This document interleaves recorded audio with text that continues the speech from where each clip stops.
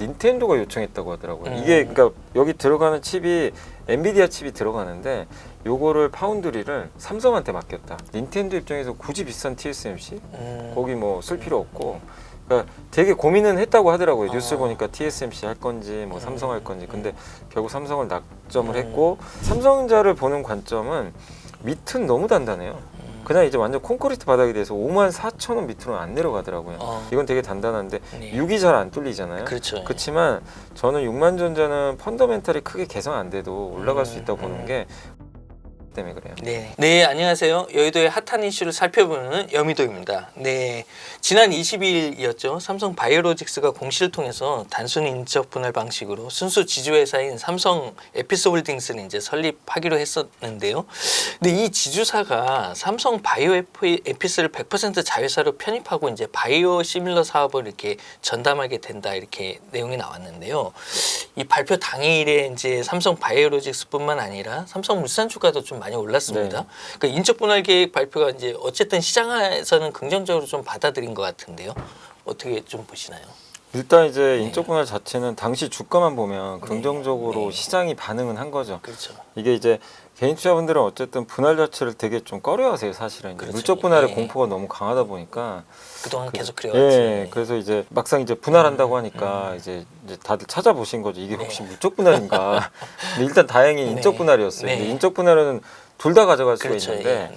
근데 이제 여전히 개인 투자분들 이제 뭐 다 그런 건 아니시겠지만 좀 불편해하시는 건 뭐냐면. 뭐 쪼갠 건 알겠다. 뭐 이유도 알잖아요. 삼성 바이오로직스 고객사들이 네, 계속 바이오 요구를 에피스가 했었죠. 이제 네. 어떻게 보면 자기 경쟁사가 되니까 네. 이게 되게 불편하게 네. 느껴지는 거죠. 이해관계. 그래서 바이오로직스를 더 CDMO에 집중시키기 위해서 분할한 것까지는 좋다 이거예요. 네. 근데 그럴 거면 이제 바이오 에피스가 딱 남으니까 네. 이거를 굳이 또 지주회사를 만든 거예요. 네. 그러니까 이 그림은 사실 개인 투자자한테 별로 안 좋거든요. 그렇죠. 네. 왜냐하면 결국엔 네. 이것도 상장하는 거 그렇죠. 아닌가? 이 그림이에요. 나중에. 그러니까 거기 써 있더라고요. 네. 5년 내에 상장 계획. 그렇게 또 그건 5년 이후에 하겠다는 거잖아요. 할 수도 있다는 할 거죠. 수도 예, 있다는 예. 거죠. 예. 그러니까 그때 여론상 모르겠어요. 또 뭐 그때 어떤 또 얘기들이 나올지 모르지만 제가 봤을 때는 만약에 또 상장한다 그러면 난리가 날 것 같은데. 그럴 것 같아요. 예. 근데 아마 나스닥 상장설은 있더라고요. 네. 우리나라보다는 미국이 아마 상장하는. 그 얘기를 했었죠. 네. 나스닥 상장. 그래서 좀. 근데 네. 지금 당장은 아니고 이게 5년 후다 보니까 그렇죠. 아직은 좀 멀잖아요. 네. 그래서 시장은 지금 당장에 그래도 바이오로직스한테는 긍정적인 거 아니냐. 네. 이래서 이제 바이오로직스 주가가 그날 이제 루머가 이미 먼저 나왔죠, 사실. 네. 그래서 네. 그 전날 10% 가까이 주가 급등하고 다음날 이제 올랐다가 좀 빠지긴 했는데 또 삼성물산 같은 경우는 바이오로직스의 최대 주주니까 그렇죠. 예. 지분을 한 43%나 갖고 있는데 네. 이 지분 가치가 33조 가까이 되더라고요. 자기 시총보다 훨씬 큰 걸 지금 들고 있는 거예요. 그러니까 이제 이 바이오로직스가 다시 이제 한번 분할, 부각된 예. 거죠. 그래서 이거 지배구조 전환되는 거 아닌가 또 막 그래서 막 여러 이제 네. 뭐 시나리오들 또 나오잖아요. 네. 그래서 물산이 이제 이거랑 맞물려서 같이 가는. 근데 또 물산이 한번 또 더 올라갔던 게 네. 요새 건설주를 원전으로 네. 보잖아요. 네, 그러니까 삼성물산도 원전 시공 네. 능력이 있거든요. 그렇죠. 이 가치만 붙여가지고 이제 주가가 더 크게 갔다. 네네네. 이렇게 보시면 되겠습니다. 어쨌든 지금 삼성 그룹 내에서 삼성 바이오로직스는 이제 지배구조상 어떤 중요한 연결고리잖아요. 네. 이재용 회장이 삼성물산, 삼성물산이 또 삼성 바이오로직스를 갖고 있고 그렇게 해서 지배가 되는 건데 이 삼성 바이오로직스의 어쨌든 개편은 삼성그룹 전체의 지배구조 변화 이 어떤 촉매제 연결하고 좀 이렇게 연결해서 볼 수 있을 것 같기도 한데. 근데 시장은 자꾸 이 생각을 네, 해요. 지금 그러니까. 딱 보면 물산 네. 주가 여전히 견존한 게 네. 결국엔 이제 지금은 아니더라도 이 작업을 이제 시작한 거 아니냐 이렇게 보는데 삼성그룹은 전혀 아니다. 선을 완전히 그어버렸거든요. 그렇죠. 네. 그러니까 너무 확대 해석하지 네. 마라. 이거는 삼성 바이오로직스의 그 수주 경쟁력이나 이런 걸 위해서 하는 네. 거지. 그건 아니다 했지만 누가 봐도 합리적으로 네. 의심할 수밖에 없어요. 시장은 고지고대로 안 믿더라고요. 네. 근데 왜냐하면 삼성물산이 예전부터 그랬죠. 그렇죠. 그 내용 예전에 많이 나왔잖아요. 이제 보험업법 개정 때문에 네. 삼성생명과 화재가 갖고 있는 네. 지분을 좀 많이 팔아야 그렇죠. 되죠. 팔아야 되는 전자지분. 예, 그럼 예. 누가 받을 거냐 이거죠. 예, 그렇죠. 그래서 얘기가 나온 게 지분 수합하자. 어. 바이오로직스 네. 지분을 이쪽으로 넘기고 네, 그 전자 지분을 이쪽으로 넘기는 거죠. 네. 물산으로 네. 넘. 근데 삼성물산이 그렇게 만약에 하게 되면 그 전자 지분이 지금 한 5% 정도 되는 걸로 아는데 15%까지 좀 늘릴 수가 있거든요. 그럼 이제 전자를 지금 갖고 있어도 너무 지분이 작으니까 네, 네. 사실은 삼성물산 뭐 이렇게 이 실적이나 펀더멘탈은 전혀 영향을 못 줘요. 근데 이제 15%가 되면 좀 다르거든요. 네. 그래서 또 실제 지배주주가 좀 될 수 있기 때문에 그렇게 되면 삼성물산의 가치도 좀 같이 올라가지 않겠냐. 네. 그런 또 기대감이 네, 그런 또 있구나. 기대감이 예. 좀 있었던 네. 것 같고 어쨌든 또 지금 이번에 삼성 바이오로직스랑 바이오 에피스 이제 에피스 홀딩스라 그러죠. 네. 요거를 아마 이제 이렇게 인적 분할을 하게 되는데 이제 둘 다 그냥 같이 가져가는 거죠. 그러니까 네. 둘 다 똑같이 43인데 네. 아마 바이오로직스 지분은 이제 갖고 있는 상태에서 에피스 홀딩스 지분을 또 판다는 얘기도 있어요. 이걸 이제 매각을 해서 예, 또 그걸 뭐 재원으로 활용한다 뭐 이런 얘기도 있고 되게 좀 여러 가지 시나리오가 예, 그러니까 명확하진 않아요. 그리고 또 한 가지죠. 이게 보통 지주사로 이렇게 인적 분할했을 때 많이 하는 게 이 현물 출자 방식인데 네. 뭐냐면 이제 삼성물산이 바이오로직스 지분 갖고 있죠. 네. 여기는 에피솔딩 지주사죠. 네. 지주사인데 이 에피솔딩스가 바이오로직스 지분을 하나도 안 갖고 있는 거죠. 네네. 전혀 관계가 예, 없어요. 예, 지분 예. 관계가 아, 없어요. 그렇구나. 예, 여긴 예. 지주사인데 예, 예. 에피스 바이오 에피스만 갖고 있는 거잖아요. 네, 그렇죠. 예. 그래서 물산하고 전자가 최대 주주거든요. 어. 전자도 바이오로직스 지분 갖고 네, 있잖아요. 네, 네. 이 두 개 회사로부터 지분을 받아요. 바이오로직스를. 어. 바이오 에피스 그러니까 에피솔딩스가 그걸 바이오로직스 예. 지분을 가져오는 거죠. 네. 물산하고 전자로부터. 네, 네, 네. 그럼 지분이 확 올라가죠. 그러니까 네. 바이오로직스를 지배하고 네. 대신에 이제 전자랑 삼성물산 이건 넘기면서 음. 이 현물 투자 방식인데 이제 음. 어떻게 보면 현금을 확보하는 거죠. 음. 예, 이제 약간 이제 그런 방식도 있다고 하더라고요. 음. 근데 어떤 방식인지 지금 정해지진 않았어요. 음. 근데 이제 그런 다양한 뭔가 시나리오가 있던데 어느 방향으로 가도 뭐 삼성물산한테 좋은 거 아니냐. 약간 이제 이런 좀 분위기 같더라고요. 물산에 이제 가치가 올라가지 않겠냐. 그렇죠. 뭐 전자 지분을 갖고 오건 아니면 지분을 팔아서 현금화라건 물산한테는 여러모로 다 긍정적인 것 같다. 그리고 이번 또 인적 분할 이벤트를 계기로 물산을 다시 보게 된 게요. 사람들이 잊고 있었지만 이렇게 삼성그룹 지분이 많았구나. 그러니까 원래 갖고 있었던 건데 다시 한번 사람들이 이제 다 재부합된 까먹고 거죠. 있다가 네, 네. 그거 다 합치니까 네. 지분이 50조예요. 삼성그룹 지분 가치가. 근데 우리나라 이게 뭐가 잘못된지 아시겠죠? 50조 갖고 있는 회사가 그 시총이 절반도 안 됩니다. 근데 이게 이게- 왜 제대로 된 종목 발견 기능이 없는 건가 싶기도 예. 합니다. 근데 이런 그만큼 거. 이제 한국에 또 중복 상장 그런 이제 그렇죠, 이슈가 있었던 그렇죠. 건데 이제 인적 분할을 하게 되면서 그게 다시 튀어오른 거죠. 아 이렇게 지분 가치가 높은데도 시장이 전혀 인정을 안 하고 있었구나. 그래서 이제 재평가가 또 이루어진 거예요. 뭐 어떻게 됐건. 그래서 오히려 바이오로직스보다 물산 주가에 지금 단기적으로는 더 긍정적으로 그렇구나. 예, 예. 작용을 했던 것 같습니다. 네. 그러면 삼성전자 주주들 입장에서는 좀 어떤 점을 좀 주목해 봐야 될까요? 그러니까 삼성전자 같은 경우는 사실 뭐 이런 이제 인적 분할 뭐 이벤트가 사실 직접적인 영향은 별로 없고요.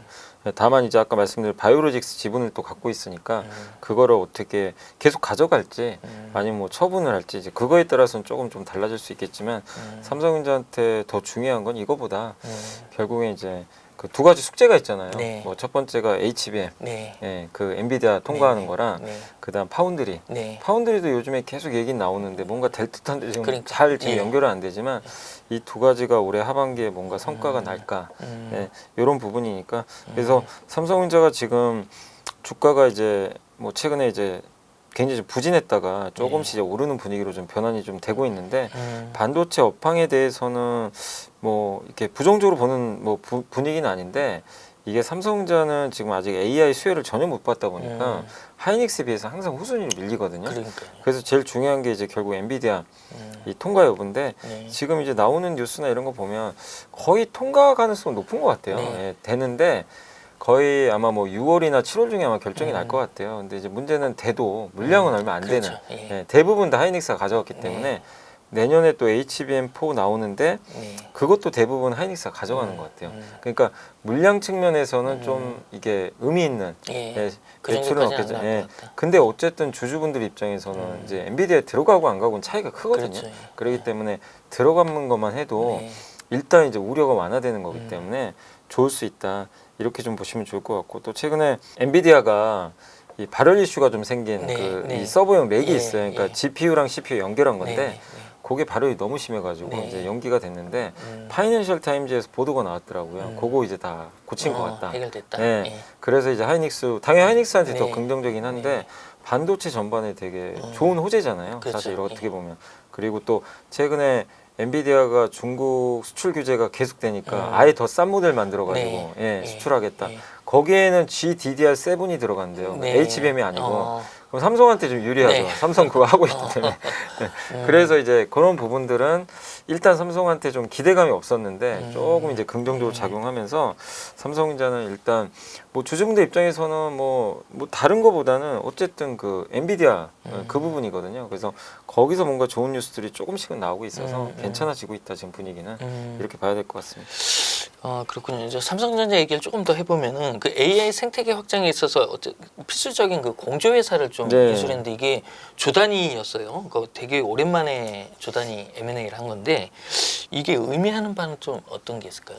그러니까 이제 좀 아쉬웠던 거는 삼성전자가 좀 굵직한 반도체 회사를 진작에 인수를 했었어야 되는데 네. 그 시기를 다 놓쳐버린 것 같아요. 네. 그래서 지금 뭐 그 세계적인 반도체 뭐 설계 회사들 보면 시총이 뭐 오히려 삼성보다 더 큰 회사들이 생겨버렸잖아요. 그러니까 네. 참 이제 인수하기가 너무 힘들어진 그렇죠. 예. 그런 상황으로 갔는데 그러다 보니까 이제 반도체에서 뭔가 돌파구를 찾기 어렵고 근데 AI가 지금 성장하는 건 맞는데 삼성의 네. 약점이 지금 AI에 뭔가 걸쳐놓은 게 별로 음. 없다는 거. 뭐 HMBM마저도 지금 하이닉스에 밀리다 보니까 그래서 제 생각에 아니 그냥 일반적인 공조회사면 굳이 인수할 필요가 없어요. 왜냐하면 그렇죠. 삼성도 하거든요. 네. 이제 가전용이나 네. 이런 걸 하고 있기 때문에 다만 이 플렉트라는 독일 기업은 네. 결국 이제 그 데이터 센터에 들어가는 공조 시스템도 네. 하고 네. 있고 네. 유럽 1등 기업이죠. 그러니까 네. 저는 결국 핵심은 데이터 센터 인프라에 진출하고 싶었다. 삼성이 네. 이 회사를 인수함으로 인해서 네.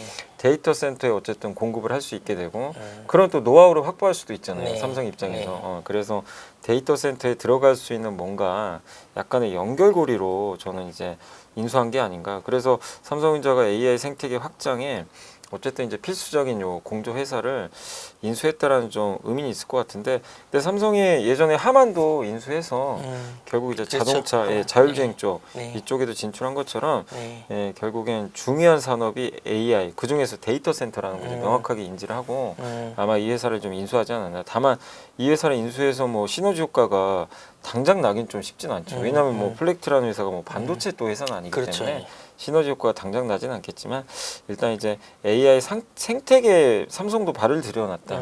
이런 측면에선 저는 좀 긍정적이지 않을까. 그래서 그렇게 좀 생각합니다. 낙관적으로 네. 좀 보시네요. 네. 네. 그럼 요거는 또 약간 호재이기도 한데 닌텐도 스위치 2 여기 메인 반도체 공급업체로 이제 네. 삼성전자가 선택됐는데 이거는 뭐 파운드리 사업에 대한 영향은 앞으로 좀 어떻게 될까요? 이거는 되게 좋은 게 왜냐면 삼성의 꼬리표가 대형 고객사가 없는 거예요. 그렇죠. 항상 우리 그렇게 예. 생각. 있어봐야죠. 중국에 조금 이제 뭐 중소기업이나 아니면 좀 크다고 해도 중국의 일부 테크 기업들 정도 이렇게 이제 물량 받다 보니까 미국의 빅테크가 없는 거예요. 그게 최대 약점이고 옛날에 뭐 퀄컴도 있었거든요. 그렇죠. 근데 아예 그게 다 TSMC로 가니까. 근데 아시겠지만 닌텐도는 엄청난 회사잖아요. 그러니까요. 뭐 세계 게임 네. 시장 뭐 네. 주름 잡는 회사고 닌텐도 스위치 2는 정말 또 몇 년 만에 처음 네. 나온 게임기니까 지금도 흥행하는데 근데 저도 이 뉴스 보고 놀랬던 게 네. 당연히 TSMC가 할 줄 알았어요. 네. 저도. 네. 근데 뉴스를 보니까 이 삼성한테 맡겼다. 이게 왜냐하면 닌텐도가 요청했다고 하더라고요. 이게 그러니까 여기 들어가는 칩이 엔비디아 칩이 들어가는데 요거를 파운드리를 삼성한테 맡겼다. 지금 되게 첨단 칩은 아니고 그 8나노 공정에서 만든대요. 8나노면 조금 오래된 네, 공정인데 5나노하고 8나노 중에 고민을 했대요. 5나노는 좀 첨단 공정인데 네. EUV 장비를 써야 네, 되고 네. 이건 이제 약간 구식 네, 공정인데 네. 굳이 EUV 비싼 거 쓸 필요 있냐. 어. 예, 이것도 뭐 수율 잘 나오니까 차라리 좀 비용 아끼자. 이런 측면에서 성능이 좀 떨어지긴 해요. 그래도 삼성은 삼성이 못하는 게 3나노가 네. 좀 약해서 네. 그렇지 4나노도 지금 잘하고요. 네. 5나노는 당연히 수율 훨씬 네. 높죠. 네. 8도 되게 잘하고 그러다 보니까 닌텐도 입장에서 굳이 비싼 TSMC 거기 뭐 쓸 필요 없고 그러니까 되게 고민은 했다고 하더라고요. 뉴스 보니까 TSMC 할 건지 뭐 삼성 할 건지 근데 결국 삼성을 낙점을 했고 삼성 입장에서도 닌텐도가 뒤에 붙으면 일단 또 이게 그렇죠. 수주 이력이 붙는 네. 거거든요. 네. 그래서 이거를 제대로 양산을 또 해서 공급을 계속 잘해주면 뭐 당연히 이제 미국 빅테크들이 바라봤을 때 그리고 파운드리는 계속 만들수록 수율은 계속 올라가는 그쵸. 거더라고요. 예. 그래서 저는 정말 중요한 고객사 하나를 확보했다. 모처럼 희소식이네요. 예, 그래서 8나노라는 건 좀 아쉬울 수 있지만 그래도 8부터 시작해서 앞으로 또 닌텐도랑 관계를 계속하면 닌텐도는 계속해서 이런 게임기들을 내놓을 거거든요. 그때마다 그럼 점점 또 사양은 올라가니까 그럼 나중에 파운드리는 또 공정이 또 첨단 공정으로 언젠가 가겠죠. 그래서 저는 굉장히 좀 이 삼성 입장에선 정말 중요한 고객사 일단 하나는 확보했다. 그 측면에선 좀 좋지 않을까 이렇게 생각하고 있습니다. 그럼 삼성전자는 하반기에 6만 원 회복이 좀 가능할까요? 뭐 저는 충분히 네. 가능하다고 봐요. 6만 원도 뭐 비싼 건 아니고 밸류에이션으로 이제 거의 그렇죠. 바닥이니까 네. 사실 많은 분들이 6만 원 보고 투자하진 않거든요. 그러니까요. 삼성이 이제 여기서 뭐 굳이 6만 원 볼 거면은 6만 원 다른 거 얘기해야 되는 투자하죠. 이 상황이 돼. 네, 그러니까 너무 답답하긴 한데 하도 지금 여기에 갇혀 있어가지고. 그러니까 대부분은 이제 7만 원까지 갈 수 있을까 네. 이 정도까지 생각은 하시는데 네. 그게 보이면 아마 투자는 네. 하실 거예요. 근데 이제 그러려면 아까 말씀드린 두 가지는 무조건 돼야 돼요. 파운드리에서 고객사 퀄컴 얘기가 나오긴 해요. 요걸 좀 확보할 수 있는지 그 수율이 올라가야 되고 아까 엔비디아 무조건 통과해야 되고요. 그쵸. 그 날짜가 얼마 안 남았어요. 6, 7월 중에는 결론이 나야 됩니다. 근데 만약에 그때 안 나고 또 연말까지 봐야 된다 야, 이러면 그러면 또 쉽지 않죠. 그럼 계속 박스권에 갇혀 있고요. 그러니까 삼성전자를 보는 관점은 밑은 너무 단단해요. 그냥 이제 완전 콘크리트 바닥이 돼서 54,000원 밑으로는 안 내려가더라고요. 이건 되게 단단한데 네. 6이 잘 안 뚫리잖아요. 그렇죠. 그렇지만 저는 6만전자는 펀더멘탈이 크게 개선 안 돼도 올라갈 수 있다고 보는 게 워낙 강세 때문에 그래요. 네. 이게 왜 무슨 얘기냐면 수출중 때 워낙 강세 안 좋은 거 아닌가 그게 아니고요. 옛날부터 우리나라 이 시장을 보시면 삼성전자는 일단 국내 1위 시총이니까 네. 펀더멘탈도 중요한데 외국의 패시브 펀드들도 이게 우리나라가 좋으면요 그냥 사게 돼 있거든요. 네. 기본적으로 그냥 그렇죠. 들어와야 돼요. 예. 근데 원화 강세가 시작되잖아요. 들어옵니다 그냥. 그렇죠. 이게 전자의 환차익 때문에. 네, 환차익 때문에. 그래서 제가 실제로 확인해 본 게 2022년 네. 2년에 그때 아시겠죠? 우리나라 지수가 박살났잖아요. 네네. 뭐 기억하시 2100까지 갔거든요. 그래서? 우크라이나 전쟁 날 때. 그때 막 물가 튀고 막 네. 금리 인상 미친 듯이 2022년이니까 기억도 안 나요. 그때 막 그 레고랜드 터지고 맞아요. 레고랜드 그때가 사태. 10월이에요. 그게 2022년이에요. 2년이에요. 그때 우리나라 환율이 2년 반이나 됐네. 당시에 이제 막 1,400원 뭐 이게 맞습니다. 그때 막 예. 근처까지 가고 막 네. 고환율에다가 뭐 난리가 났어요. 신용경색 위험이 막, 네. 막 번지랬었죠. 근데 놀랍게도 11월부터요 환율이 폭락하기 시작해요. 그래서 한 3개월 내내 빠져버린 거예요. 네. 근데 그때 아시겠지만 우리나라 지수가요 이제 올라가기 시작해요. 환율 꺾이고 원화 강세잖아요. 네네. 그 다음에 이제 뭐 금리 인상도 할 만큼 했다 이런 네. 얘기도 나왔고 거기다가 이제 이제 우리나라 같은 경우는 당시에 또 외국인들도 이제 조금씩 이제 들어오기 시작했고 또 그때 아마 3년도 그러니까 23년도 이제 그때쯤에 또 이 정도면 이제 경기도 좀 바닥 짚고 좀 돌리는 거 아닌가 이런 좀 얘기들이 나오다 보니까 어쨌든 주식시장으로 이제 돈들이 들어왔는데 결국 저는 제일 기폭제가 원화 강세였다고 봐요. 그때 환율이 확 떨어져 버렸어요. 근데 놀랍게도 진짜 지수가 올라 버리더라고요. 그 후로 이제 쭉 한 23년 아마 상반기까지는 계속 올랐어요. 네. 그런 이제 경험이 있기 때문에 지금도 거의 비슷하거든요. 그래서 제가 과거에 환율 급락기를 한번 봤어요. 몇 번 있어요. 월봉에서 이렇게 무너지는 기간들 한 번 빠지면 2, 3개월 정도 빠져요 환율이. 그때마다 증시가 다 대부분 좋았어요. 이거는 우리가 생각하는 거 수출주 빠진다 이 공식하고는 안 맞아요. 그러니까 어떻게 보면 생각보다 네. 환율에 대한 상관관계가 좀 높아 보이고 높아요 자산 시장이. 예, 그러니까 우리나라 그러니까 달러가 좋으면 미국 자산 사는 게 맞잖아요. 그쵸. 근데 원화가 좋으면 당연히 그렇죠. 원화 자산 사야 되니까. 단순하게 생각해보면 네. 진짜 그게 맞네. 근데 한국 주식은 또 워낙 싸기도 하고 그러면 삼성전자는 원화 강세기가 만약에 계속 이어지면 그냥 이게 펀더멘탈과 무관하게 6만 원은 넘어갈 수도 있어요. 근데 7만 원은 펀더멘탈 좋아해 가는 거예요. 또 외국인이 사면서 원화가 또 강세를 더 붙이게 될 수도 있고. 그래서 저는 6만 전자 회복은 뭐 어렵진 않다. 지금 구조에서 뭐 충분히 자율 반등도 충분히 가능하다. 이렇게 보고 있습니다. 기대로 해볼 만 하겠네요. 그러면.